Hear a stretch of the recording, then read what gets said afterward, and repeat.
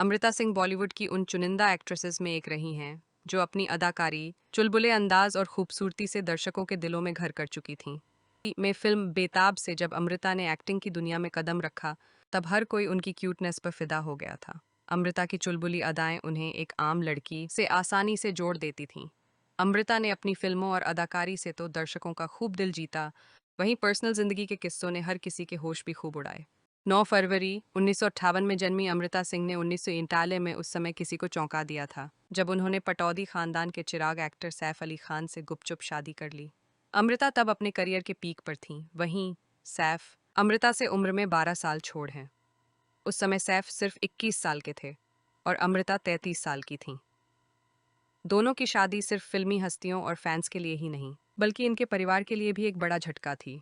हालांकि सैफ से शादी से पहले अमृता का नाम कई बड़ी बड़ी हस्तियों के साथ भी जुड़ रहा था।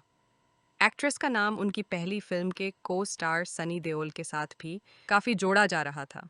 इनके अलावा विनोद खन्ना के साथ भी अमृता का खूब नाम जुड़ा। इनके रिश्ते को लेकर तो यहाँ तक भी कहा गया कि दोनों शादी करने वाले थे, लेकिन अमृता की माँ इन दोनों के रिश्ते के लिए कभी तैयार नहीं हुई और इसी वजह से अमृता और विनोद खन्ना से अलग होने का फैसला कर लिया। उन दिनों खबरें ऐसी भी आ रही थीं कि अमृता भारतीय क्रिकेट स्टार रवि शास्त्री को डेट कर रही हैं। कहते हैं कि अमृता और रवि का ये रिश्ता एक्ट्रेस के बॉलीवुड में डेब्यू के कुछ समय बाद ही शुरू हो गया था। रिपोर्ट्स की माने तो दोनों अपने इस रिश्ते को शादी के मंडप तक ले जाना चाहते थे। हालांकि इससे पहले ही रवि ने अमृता के सामने एक शर्त रख दी और अमृता के इस शर्त को मानना इतनी बड़ी बात थी कि उन्होंने अपने रिश्ते को ही खत्म करने का फैसला कर लिया।